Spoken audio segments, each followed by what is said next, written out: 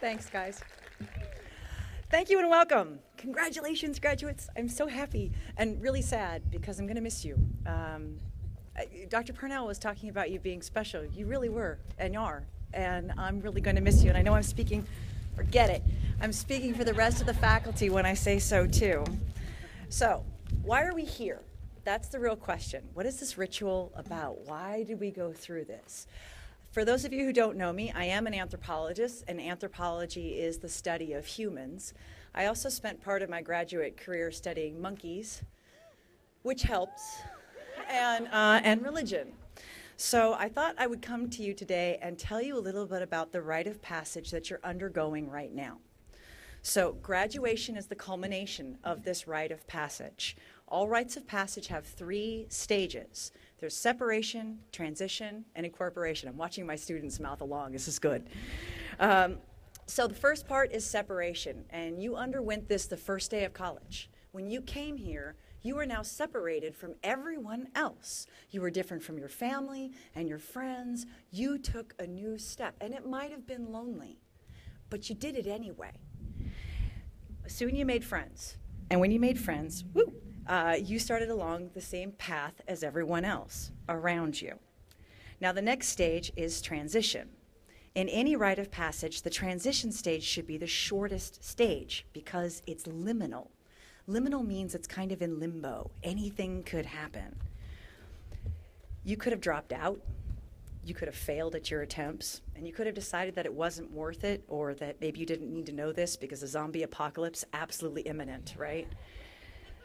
But you didn't. You persevered. You kept going, and you weren't nothing anymore or no one. You were something, but you were something in between. And while this stage should be as short as possible, I know for some of you, instead of it being 2 years, it was 3 years, 4 years, 6 years. But you kept on. You didn't give up. And that's really important. That takes a laudable amount of strength. Strength you should be very, very proud of. You should also be happy that college is different from many other cultures. In many other cultures, this rite of passage, transition, requires blood or bodily fluids like semen or vomit. It's to symbolize birth, and in this case, fertility, or in our case, rebirth. This is an important part of this stage. And while I know in college you may have done some of those things, I don't really want to know. So you did make a sacrifice, though. You sacrificed your time, you sacrificed your life energy, and you made this happen. And you made memories. I want you to keep all of those memories. Remember, it's not about living life. It's about living all of your life. Live it all. So as we undergo these rites in continual repetition, we get married, we become parents, we do these things over and over again. You may think you're done, but you're not. Your educational road, even if you never take another class, it's not over. We've made lifelong learners out of you. So, you didn't get here in a vacuum.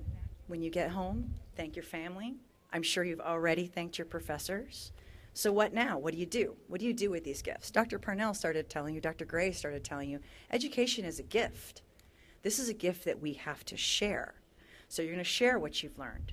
So you're going to give freely to yourself of this community. I can see you nodding. You're agreeing. This is good. Remember that each of us are teachers and each of us are students. Take time to ask yourself each day, what have I done today to make this a better place? What have I done today to give back to the community which gave so much to me? Did you get out the vote? Did you help someone to read? These are the things that you can do. And they may seem very small, but they add up. And they add up to big change. You learned here at Norco College how your education makes you different. It's through awareness and education that we make real change. And education isn't something we hoard. It isn't something that we use to oppress other people. I've got a degree and you don't. Instead, we use it to lift others up. We also taught you to question what you know. Beware of the people with all the answers. I'm more interested in the people with the questions. And that's who I want you to be.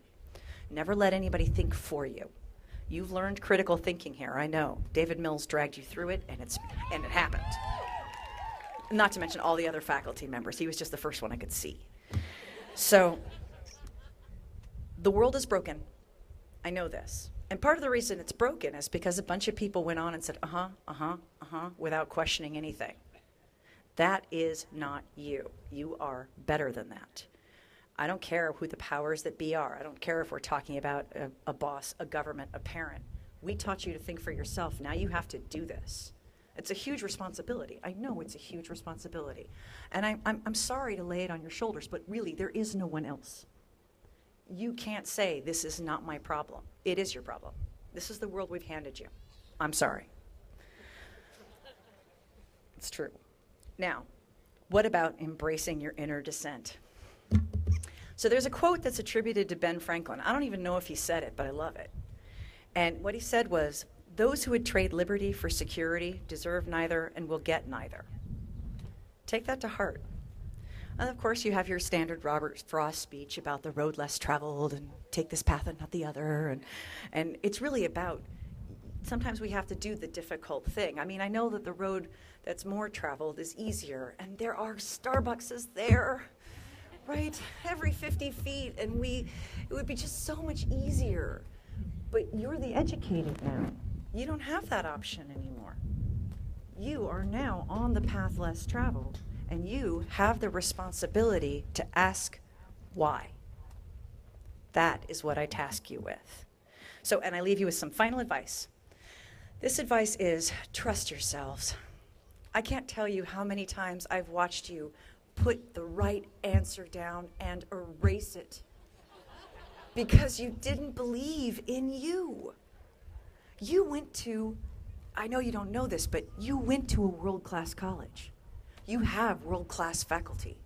You had world-class staff. You had everything you need to succeed. Believe in you. You are the biggest, baddest dogs on the playground. Now go out there and show them what Norco College graduates can do. Congratulations.